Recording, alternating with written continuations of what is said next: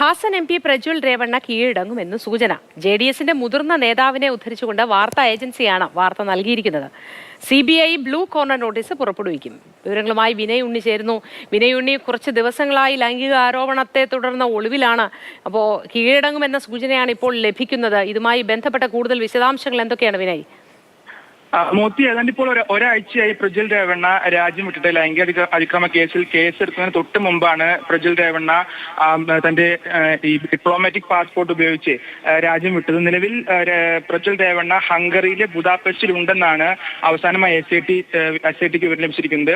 ഇതുമായി ബന്ധപ്പെട്ടാണ് ഇപ്പോൾ പ്രജ്വൽ രേവണ്ണ ഉടൻ തന്നെ കീഴടങ്ങുമെന്നുള്ള ഒരു വിവരം ലഭിക്കുന്നുണ്ട്. JDSന്റെ മുതിർന്ന നേതാവ് ഒരു വാർത്താ ഏജൻസിക്ക് നൽകിയ അഭിമുഖത്തിലാണ് പ്രജ്വൽ രേവണ്ണ കീഴടങ്ങുന്നതുമായി ബന്ധപ്പെട്ട വിവരം പങ്കുവച്ചത്.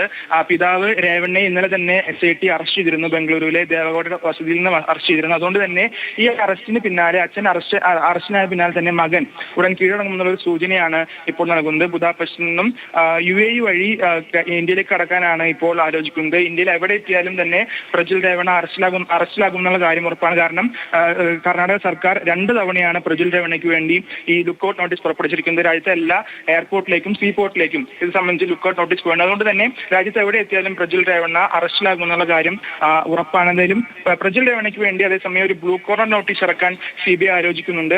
ഇന്റർപോൾ ജനറൽ സെക്രട്ടേറിയറ്റിൽ ഇത് സംബന്ധിച്ചൊരു അപേക്ഷ CBI മുഖേന നൽകാനാണ് SIT തീരുമാനിച്ചിരിക്കുന്നത്. SIT ഇത് സംബന്ധിച്ച അഭ്യർത്ഥന CBIക്ക് നൽകിയിട്ടുണ്ട്. അതുകൊണ്ട് തന്നെ ഉടൻ ഒരു ബ്ലൂ കോർണർ നോട്ടീസ് പുറപ്പെടുവിക്കും. ഇത് പുറപ്പെടുവിച്ചു കഴിഞ്ഞാൽ യൂറോപ്പിൽ എവിടെയുണ്ടെങ്കിൽ തന്നെയും പ്രജ്വൽ രേവണ്ണയുടെ നീക്കങ്ങൾ കൃത്യമായി വീക്ഷിക്കാൻ SITക്ക് സാധിക്കുമെന്നാണ് അറിയുന്നത്. എന്തായാലും ഉടൻ തന്നെ പ്രജ്വൽ രേവണ്ണ രാജ്യത്ത് എത്തി കീഴടങ്ങുമെന്നുള്ള ഒരു പുതിയ വാർത്തയാണ് ഇപ്പോൾ ബംഗളൂരുവിൽ നിന്ന് ലഭിക്കുന്നത്.